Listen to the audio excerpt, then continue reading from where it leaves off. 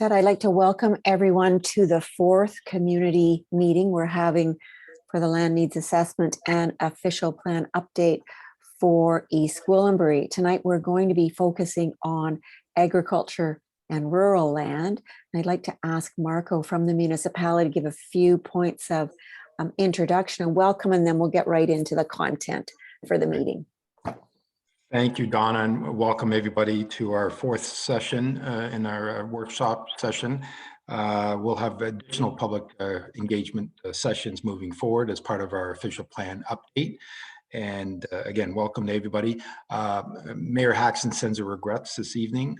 She couldn't be with us. I want to welcome and thank a number of councillors that are here. Councillors Laura Lee Carruthers, Terry Foster, and Scott Crone are in attendance this evening. Also recognize our Adam Robb. Many of you know he's our senior planner working on this project with our consultant team, the planning partnership, Ron Palmer and Donna Hind and their group.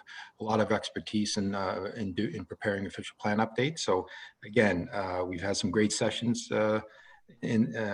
yesterday and earlier this afternoon, looking for another session and great public input as we move forward. So thanks very much.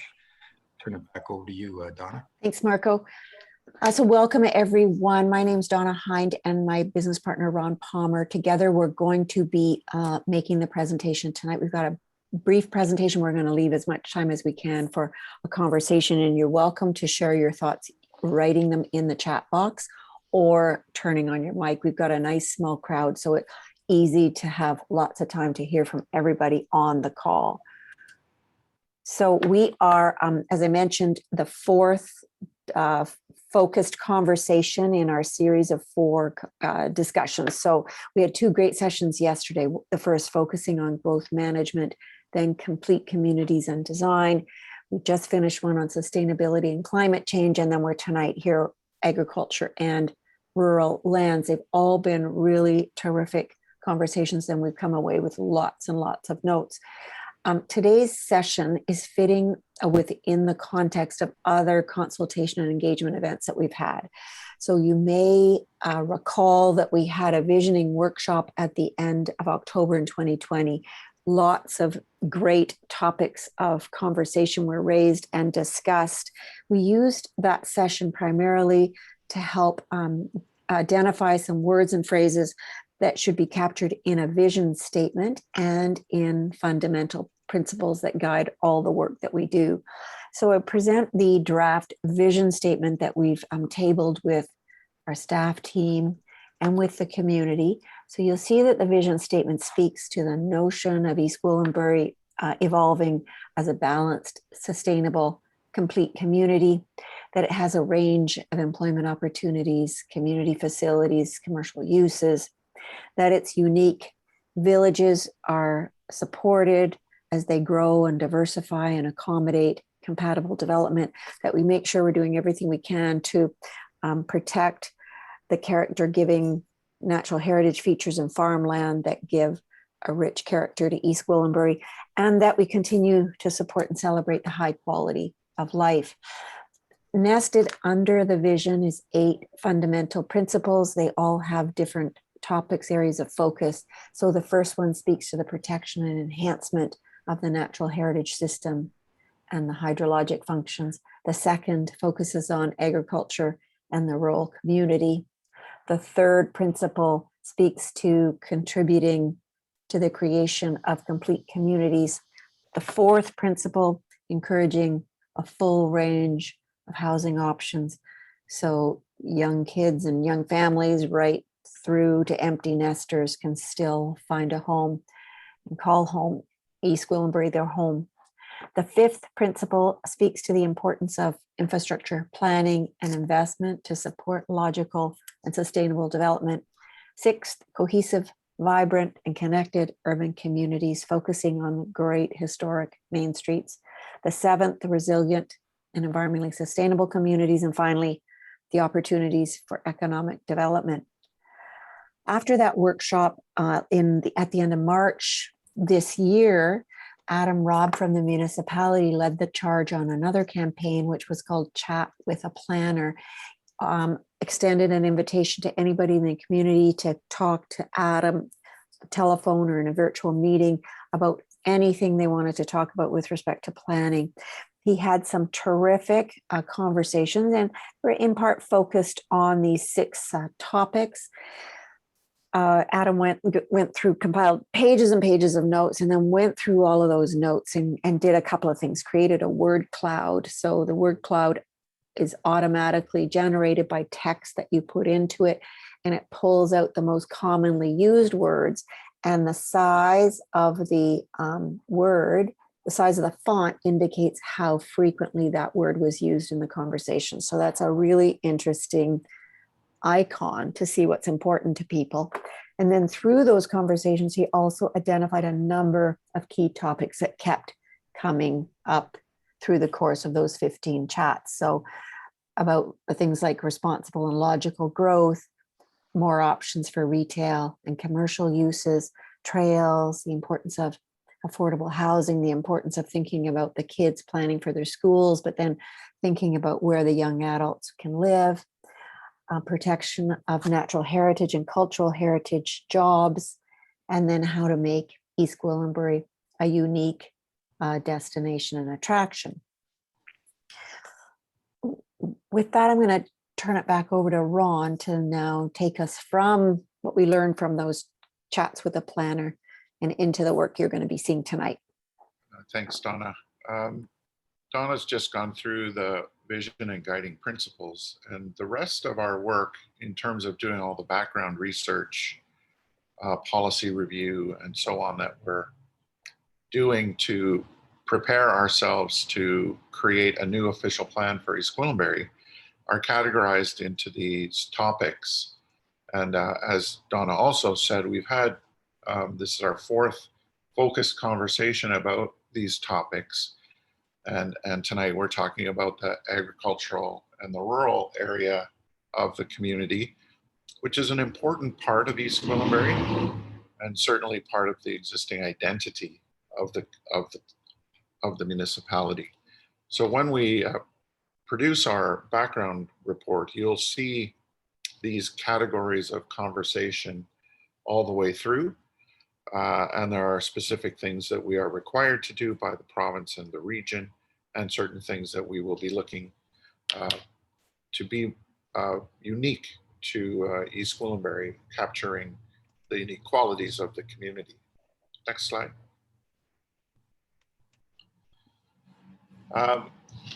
Part of the work is doing comprehensive planning, and comprehensive planning means thinking about a host of topics related to infrastructure building, financial health of the community, and looking for quality of life in the long term as the municipality grows and evolves over time. Certainly, we know that East Gwillimbury has a significant land supply to accommodate significant growth, able to accommodate what will be your share of growth that is assigned first by the province to the region, and then to the region to the municipality. Those forecasts, as I mentioned, come from the province, and all of the forecasting is intended to make the link back to funding sources for community services, things like schools and healthcare and all of those kinds of community facilities that make a community a complete community and are important to the population of the municipality. This growth process in East Gwillimbury is not starting today. It's been going on for the last 25 years, and anyone who lives there has seen fairly significant change over time. The official plan that exists today was done in 2010, and lots of things have changed since 2010. We have several iterations of the growth plan. We have the Greenbelt plan. The Oak Ridges Moraine plan was in place and has stayed relatively stable, but lots of planning policy that we have to deal with. A new PPS just came out in 2020. It's time to update the existing planning policy framework. Next slide. This is the map of East Gwillimbury. The focus of this evening's session is all of the lands that are in the light green, pale green, and the brown, I call it the brown blob in the middle. The pale green is lands within East Gwillimbury that are under the jurisdiction of the Greenbelt Plan, a provincial plan that is in place and regulates growth, development, and the use of the lands on all of those properties. The Oak Ridges Moraine is another geographic landform that has its own policy framework, and is both of those documents are quite regulatory. What's important about this plan is that the pale green and the brown blob are not expected to change dramatically. And I'll get into a little bit more about that a little later. Next slide. So just in a general sense, we're working at the moment, at achieving a long-term population of 135 people, 135,000 people in East Gwillimbury, and 55,000 jobs. Those 55,000 jobs capture the rural agricultural economy, as well as more traditional industrial and business park type uses, and then a host of population related jobs, institutional jobs, retail and service commercial jobs, government jobs, and so on.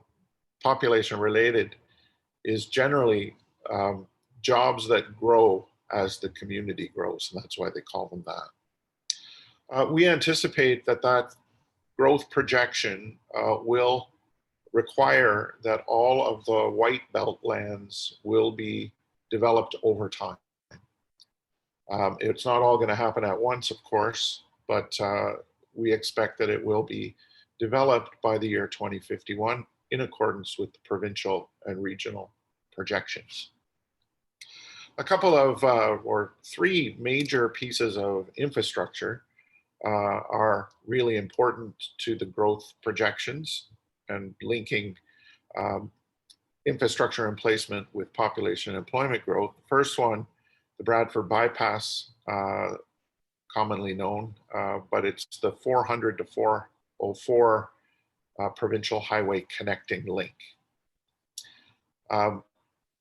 The Upper York sewage solution is a very important piece of infrastructure, and that is necessary not only to serve growing population in East Gwillimbury, it's required to support Newmarket and Aurora's growth as well. And the Water Reclamation Center has, I believe they've selected a site in East Gwillimbury for that piece of infrastructure.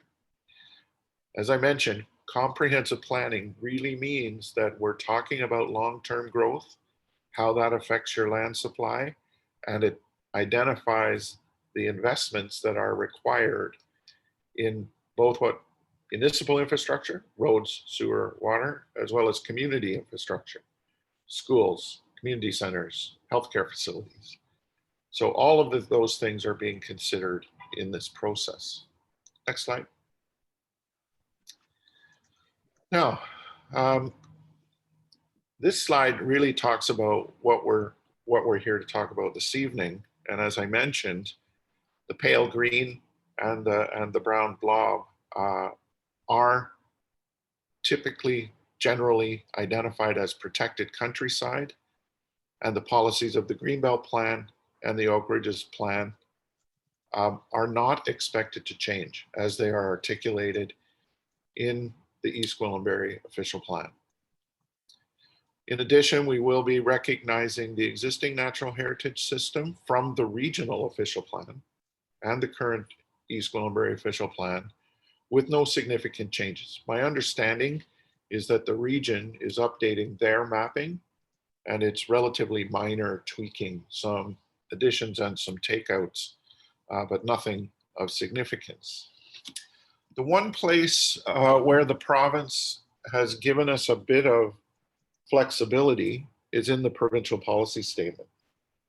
And we will need to carefully balance the requirements of the Greenbelt Plan and the Oak Ridges Moraine Plan, with the idea that is expressed in the provincial policy statement, which is all about trying to make sure that the rural agricultural economy can be successful in the long term. And the way that they have articulated that in the PPS is to promote the expansion of certain types of land uses that are appropriate in the rural agricultural community. The PPS uses words like agriculture related uses, agritourism uses, home industries, farm help, housing, and so on. It's not a massive change from the fundamental agricultural use, but those definitions are intended to provide some additional flexibility on rural agricultural lands to ensure that farmers have some options for economic success. So it's not a major change in the official plan, or at least we're not anticipating that. We have to conform with the Greenbelt Plan and the Oak Ridges Moraine Plan. And we don't have much flexibility to not conform. So with that, Donna, I'm happy. Let's have a little conversation and see what people have to say. Perfect. So let me just do a quick thing first. I want to, just as we've done in the other sessions, if you can quickly just help me understand, we have residents or developers or the representatives on the call. It's a relatively small group, although we're up to 16 now, so that's great. 14. Okay, so I'm going to just end that and share the results so you can have a quick look. Okay.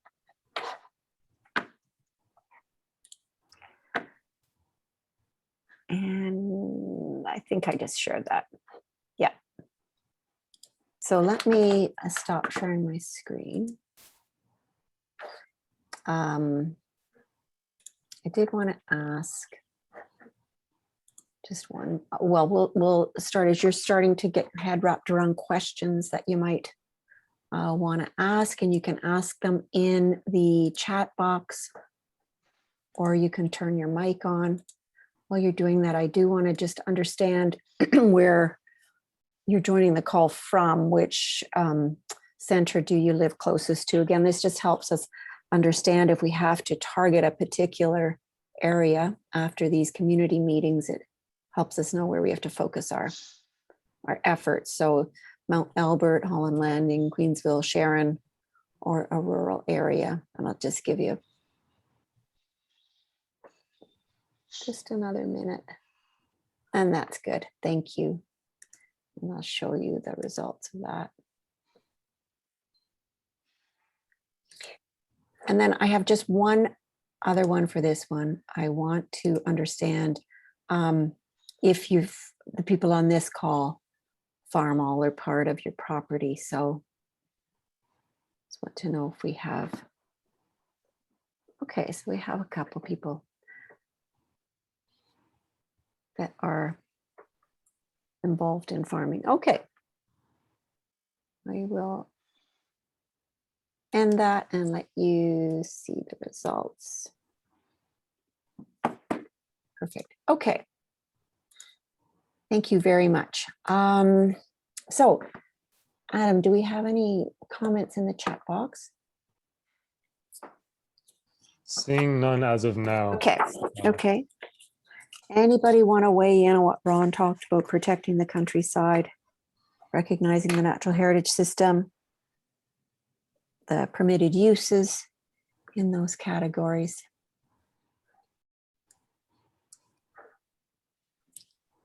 I have a question, actually. Sure, go ahead, Russ.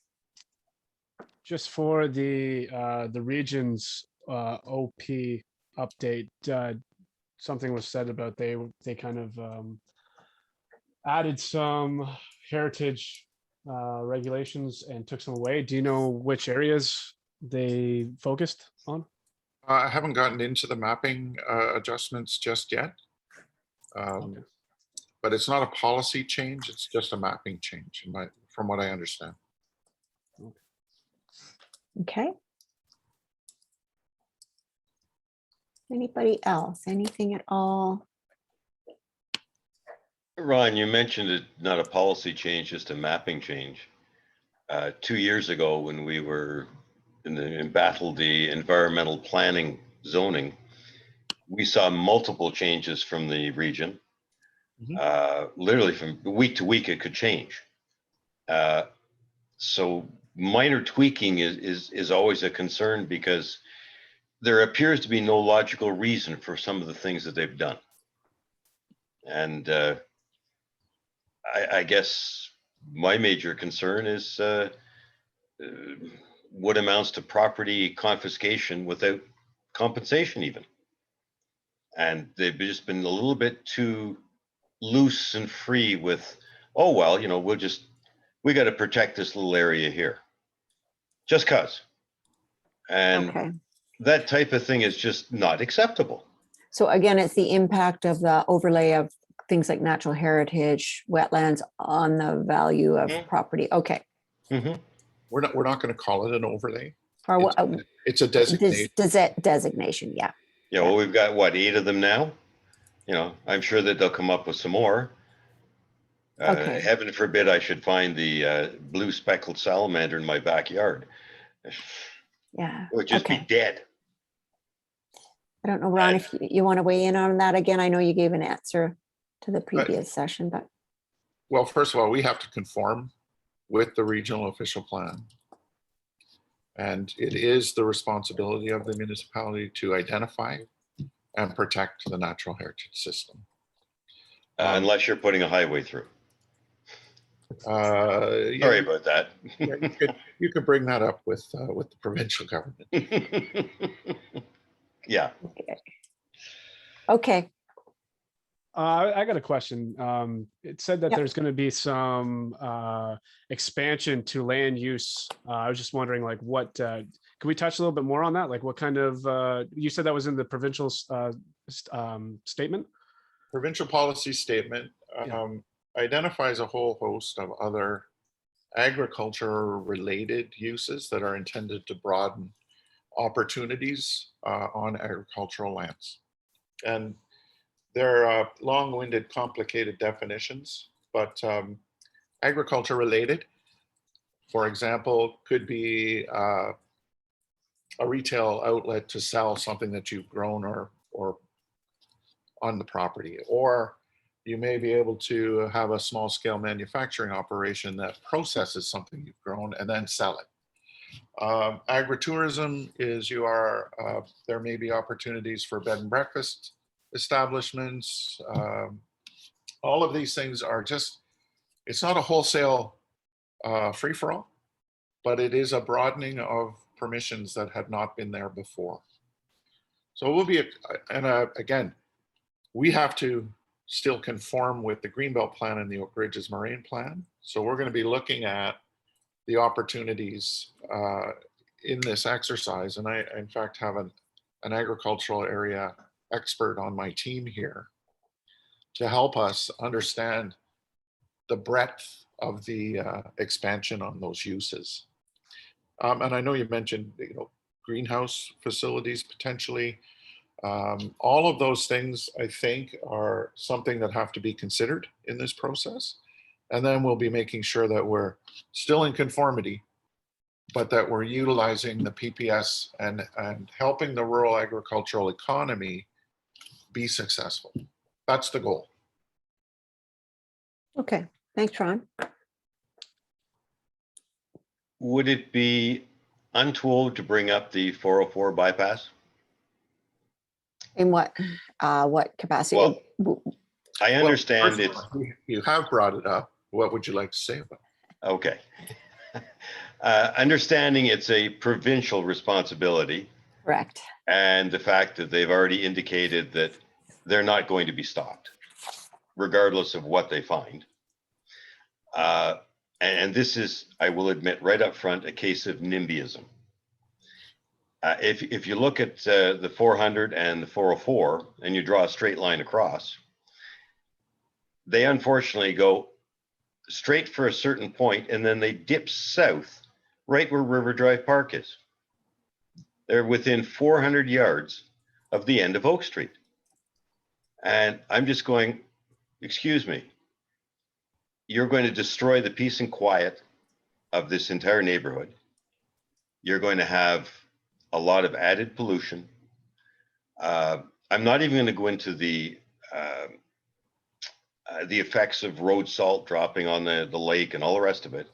I'm simply saying, why wouldn't they plan something, or why would they plan something that would basically intrude upon people's quality of life?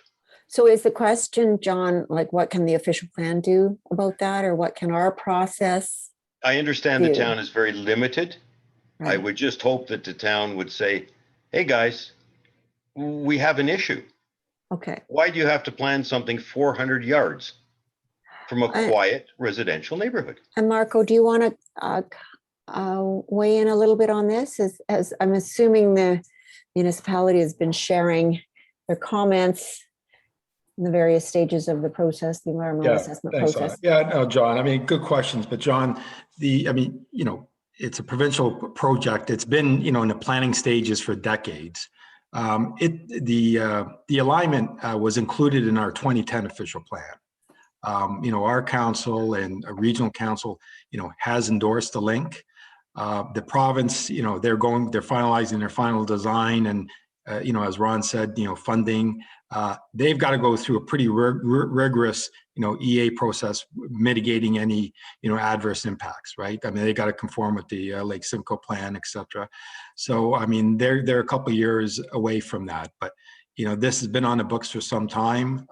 It's a critical piece of transportation infrastructure. It's not final. I mean, they're in the in the home stretch of the final EA process. And again, as I mentioned, they have to go through a pretty rigorous environmental review process as well. But they've also said basically that they can just issue a minister's order and get around anything they want. And I have no doubt that they will do it. Yeah, I'm not. I've got Maybe heard the that, conversation is for, John. maybe it's a tiny bit off topic for our rural and agricultural lands focus, but Well, that's why I brought it up. yeah. I've got a Or I question. asked to bring it up, sorry. Yes. Okay, go ahead, Russ. This is because we got the Solomon Queensville Side Road and Bathurst Street. We got a lot of large tractors of heavy farm equipment coming down. Like you're talking some of the world's biggest tractors that they make, Yep. flying down these roads. Yep. And I'm just wondering what the town's thinking about, because I'm not too sure, like where Highway 11 comes through and Bathurst meets up there, it's a mess. It's been accidents after accidents for years. And now when they put that highway through, it's going to be just crazy congestion. And I'm just wondering, has the town thought about anything like that? Where Bathurst Street is going to exit onto Highway 11? Is there, because you got the rail that goes So through. this focused on the highway extension, correct? Okay, yeah. I'm not sure this is the forum to have those discussions, but Marco, I'm assuming that you guys are open to having other conversations about that. Yeah, in Ross. I other mean, we forums. can have a discussion. We can set something up with our GM of engineering, right? He's got some more information on the environmental assessment process and some of the measures that they're looking at in the design of the interchanges. So we can have that discussion offline, Ross. Yeah, that might be more. Yeah, That'd have be more great. information. You have more information at your fingertips. Let's set too. something up. Yeah. Great. This one is set out for counselors. I don't know if Terry's here or any one of them. I'm just wondering now with I see there's some sort of issue. I don't smoke pot. I don't really go around the stuff. I'm more of I like a cold beer every now and then. But I noticed that we've got a lot of potential areas that could be great growing areas for pot growers here, and it could really I know farmers that grew up with them, and I know a lot of the guys who are handing down their farms to their sons don't want to take over because there's no money in farming. So this seems like a a good opportunity to have maybe a better cash crop for some of these farms and protect old farmland and use them. I'm just wondering why council is so dead set against pot growers, and I don't know if we can have that discussion. Is there a reason why we're? I'm happy to jump in on that one because Yeah. that one's been affecting my ward predominantly. And for the record, we are not against legitimate pot growers. The folks we've been dealing with in our town are not following municipal process or procedure whatsoever. And it starts from not requesting a permit or seeking, zoning advice. All of them are outside of zone. In fact, we have zones allowed for growing cannabis. But the problem with having a cannabis producer next door to you, if they're illegitimate, is that the odor is noxious. And so if you live next door to one, and it's not even comparable to manure, because I know that's the natural argument, but it's worse than that. So you don't want to live next door to them. Talk to any of the folks that live next door to the 13 operations that we have in town. They will tell you it's a nightmare. They can't sleep with the windows open, and that's infringing on their property rights, quite frankly. And you know what? We're defending our bylaws, and that's why we're taking these folks to court. And we have to stand by our bylaws, because if you don't stand up for your bylaws, then you have mayhem. Okay. So I could go on and on, but I don't want to dominate it's I don't know if it's germane to the official plan, but happy to chat anytime about it, Russ. I have very strong opinions about it, but we're not anti-cannabis. Just if you're going to do it, you got to do it in the zones that we have and follow proper controls for ventilation and for light pollution. Yeah, Okay. happy to chat anytime about it. Sorry. And Ron, just 1 second, Ron, I don't know if you want to weigh in, share some experience from our other projects where we've been dealing with this kind of issue, or No. Or leave it alone. Okay, Russ, do you want to go? Where it spoke exactly the right way. Okay. Thanks, Ron. And Russ, were you wanting a follow-up to that? No, that's good. Okay. Okay. And I'm not seeing anything in the chat function. Anybody else who hasn't shared any thoughts? Oh, one more thing. I guess this would be another question for the counselors, but what is the current regulations on subdividing property, agricultural or rural land? Is it still 100 acres? And is that going to be, I know that we're just looking at ways to, I own a place, I got a place in Edmonton, I've got a place in the States, and I'm here, and it's so different wherever I am. I know when I'm in Edmonton, I got a lot there that I can subdivide with 65 feet of frontage, and in East Gwillimbury, the frontage here is much more than that. You know, we've got about 5 acres, and I'm just wondering, is that something that we're going to be looking at, changing that bylaw, or allowing people to subdivide to create more areas for smaller dwellings, things like that? Is that for you, Marco? I'm happy to answer it. Or Ron? Okay. It's provincial policy, and welcome to Ontario. Mm. It's different, and it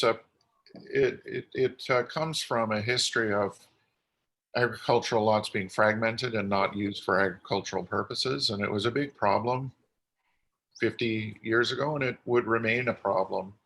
So they basically put a stop to it by creating large lot severances only, and it's to protect agricultural use.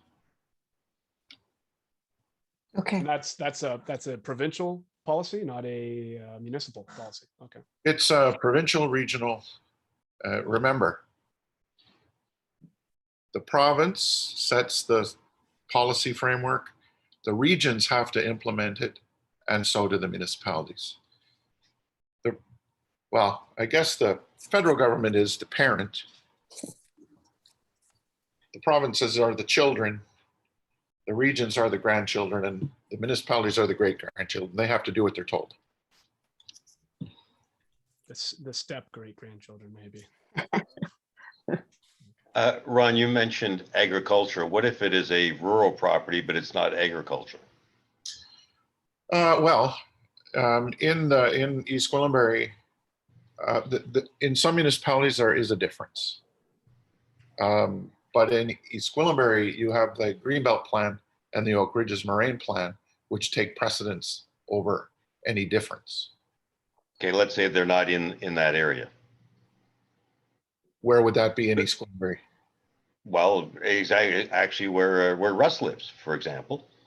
There's a 10-acre plots from north of Queensville Side Road between Pleasant Avenue and, say, Bathurst Street. There's a whole pile of 10-acre plots. They're historic, my guess. No, they're just 10-acre plots. When were they subdivided? Do you know, Russ? I have no idea. It's been a long. Yeah. There's a But I'm crown ju- land patent on it. That's My guess is it's a historic legacy, and that happened all the time, and that's why the province wanted it to stop. But if we're looking, as the province says, their keyword today is intensify, would it not make sense to say to these people, okay, you have, I don't know, maybe 300 feet of frontage. We would have no problem if you severed off 2 lots, 100 feet frontage. What would be the issue there? The issue of intensification and the application of that phrase applies only within the built-up area of the municipality. And in fact, they draw a line, they call it the built boundary, around the municipal urban area and say, development in there is intensification. That's where it works. It doesn't apply anywhere else.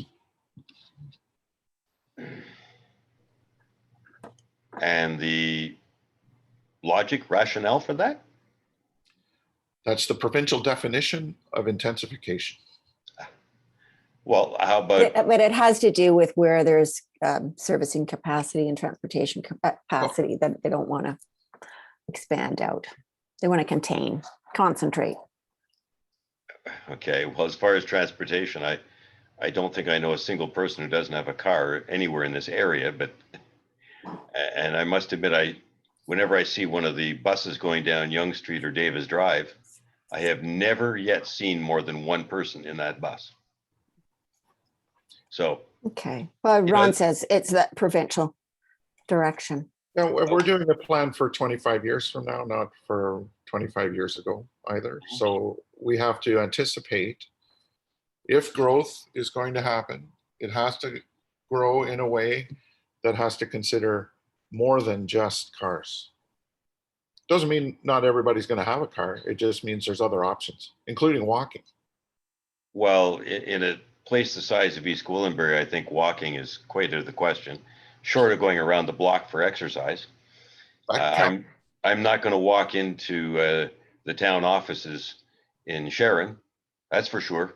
That's because there's no opportunity to live close enough to do that. So But the point is, I don't want to live close. Well, you don't. And many other people don't.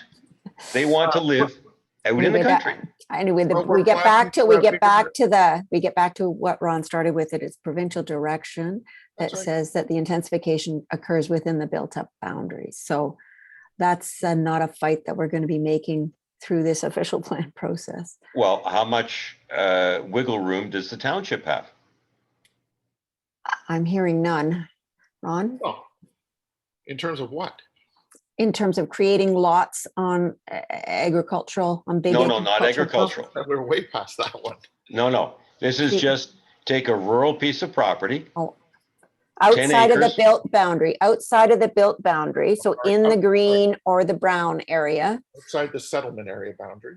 Okay, outside the settlement area boundary, in the green or the brown. Well, unfortunately, the map is not detailed enough to see where these lots are. Actually, they would all be in the light green. No, we Okay, can talk about those lots, but my guess is that they're a legacy and that they were developed when the rules permitted it, and those rules don't permit it anymore. If we're looking for additional housing, might that not be an area where we could look? No. Hmm. They can Yes. build on those lots. I but guess there's not enough money on it. It also seems to me like the reason that's being done is so one developer can come in, buy up 10 lots. Sorry, I cannot talk about this anymore because I don't know when those lots were created. So I'm not gonna, again, if that's a legacy of the past, that's what it is. If it's not, then I don't know how it happened, because it's not happening in any significant way anywhere else. So So that's nothing that an official plan you No. can't change that. no, Okay. no. I'm hearing no. If Did I say anything else other than no? Excuse my ignorance. I'm just No, that's totally. Well, fair. let me, if I I may, wasn't talking to you. I was talking to Donna. Sorry, just one last point on that, John, and then I'm going to move off it. Yeah. okay, Marco is going to kill me for even saying this, but it would And appear don't say it, John. I'm indestructible. It's not a Go problem. ahead. We have at the moment an application in to take a piece of land that is environmentally planned Mhm. and turn it back into estate residential. Okay. So this is what we talked about on the previous Right. call, So correct, John? this is basically the same issue. You're Yeah. taking No, a piece so- of property. So John, yeah, no, listen, those 10-acre lots, Ron is correct. Those are legacy lots that were created before the Greenbelt and Oak Ridges Moraine Plan came into being. Mhm. And the Greenbelt and the Oak Ridges Moraine, which covers almost 80% of the municipality, those provincial policies are really are restrictive, no consents, right? Apart from sort of large land holdings. So we just have no ability. Ron's right, we've got to conform. You can't sever. The issue you're talking about, that application that was just submitted on Manor Ridge Road off of McCowan Road, it's in the Greenbelt, but it is an old estate residential plan of subdivision that has that OP designation, which permits them to come in with a rezoning application, but they've got to demonstrate, conformity to the general intent of our plan and environmental protection. Again, we just received the application, so that is, that's, I would call that an anomaly because it's an estate residential plan. We've got a number of those areas that do have underlying designations, but with respect to, severances in a rural and agricultural area, not permitted by the provincial legislation. And there's really nothing we can do. We have to conform. So you're implying that my area is not estate residential? Well, John, no, John, you're in the yanking your urban chain. area. Yeah, you're in the urban area, right? Yeah, I'm just yanking your chain. That's okay. Okay. Okay, we'll leave it at that. We're good at that? Okay. Anything else from anybody else on the call? And I'm going to go advance to, I don't believe we've done this. Have we, Ron? We haven't done the next steps with this group. So let's just wrap up with an overview of the next steps. Oh, I got one more question, actually. Okay, Russ, go ahead. I heard about the Upper York sewage water treatment facility. I was Yep. under the impression that was not going ahead anymore. Is that a different project, or am I thought that was going to Ajax now? Marco, or there Hey, you go. Ross, no, I mean, there were some discussions, but that Upper York sewage treatment facility, that environmental assessment that the region completed back in 2014 or 2015 is with the provincial ministry's office for approval. And we've been waiting, the region's been waiting since, the past 6 or 7 years. So, our position is we need a servicing option, whether it's the Upper York or some other servicing option. Currently, though, that's the approved EA that is, or the EA that is waiting for the minister's approval. If they decide to go, to investigate another option, they'll probably have to, go through another EA. But right now, that is the proposal that the region is, ready to proceed with once the minister approves it, if they do. No decision's been made yet. We've been waiting since 2014 or 2015 on that one. Okay. One more question. It's about, is there any plans for, I don't know if this is part of the official plan or if this would be a side bylaw, but there's been a lot of municipalities in surrounding areas that have brought in tree bylaws. Yep. Is that the discussion that's happening on this official plan? Yeah, okay. Fair enough. Yep, Ron? We may, it may be a tool that is identified to conserve trees, but I don't know. It's not an official plan piece of legislation. It would be a municipal act tree bylaw. And that would be up to the municipality to use that tool if they wish. I don't know if they have plans to do that or not. Marco, I see you got your mic on. Nothing definitive yet. There has been some discussion with council, but again, we don't have a tree bylaw currently. And if we do get that direction to proceed with something, again, there'll be public engagement as well. That's a standalone protection bylaw. We don't have one yet. There's been some discussion. Okay. Ron, over to the next steps. Okay. We are continuing to work with the region on growth allocations, and of course, as Russ and Marco just spoke about, infrastructure investment, because that's totally linked and really important. We will very shortly be done this part of the consultation and immediately sprinting into finalizing the background reports. The background reports will include a discussion of the existing policy framework from the province, the region, and your own existing policy framework. We will be including a discussion about what we've heard through the consultation exercise. And then we'll be talking about what we propose to do in the new official plan. We will be coming back in the fall with a draft official plan and a round of consultation events to hear what everybody thinks about what we've put down on paper. And following that, we will make revisions, tweaks, changes, and come back to council at a statutory public meeting sometime later this year or early 2022, depending on how the timing goes. And then we'll have a new official plan. And the town can then start thinking about a new zoning bylaw. Okay, thanks, Ron. Marco, do you want to? Sure, no, great. Thanks a lot, Donna and Ron. Another great, healthy discussion tonight. So great input. And just thank you to everybody in attendance. And, as we continue to move forward, we will provide notification through various means, ads in the paper, social media, our council agenda for future steps as we move forward with our OP update and the future public consultation processes and public hearings. So hopefully, there'll be plenty of opportunity for everybody to attend and provide it. And for those folks who have questions or additional comments, feel free to email or call myself or Adam Rob. Again, thanks very much to everybody, and we'll see you soon. Thanks, everyone. Thanks for carving out a bit of time. Keep an eye on the project webpage. The recordings will be posted as well as the individual presentations in the coming days. So I will end the meeting.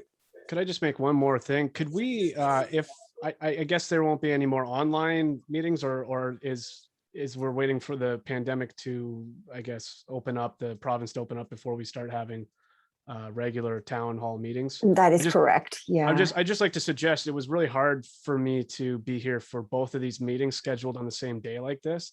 Mhm. If we could schedule them at 7, 1 at a time instead of doing the 2, because I really want to be part of the one last night as well. And it was very difficult to be part of all of these. So if I Okay. could, Yep. Fair enough. future reference. Yep, that's really good to know. Again, that one advantage of all of this is that we're able to record the sessions and then make them openly available. But I take your point about the time of day and what's easiest for people to jump on. Great. So we'll be having more sessions, so we'll take that back and talk about it with staff. Thanks so much, everyone. Thanks for carving out a bit of time. And I'll end the meeting on everyone's behalf. Thanks so much, everyone. Stay safe. Thank Thanks, Liz. you. Bye-bye. Thank Bye. you. Take care, everyone. See you at the next one. Bye.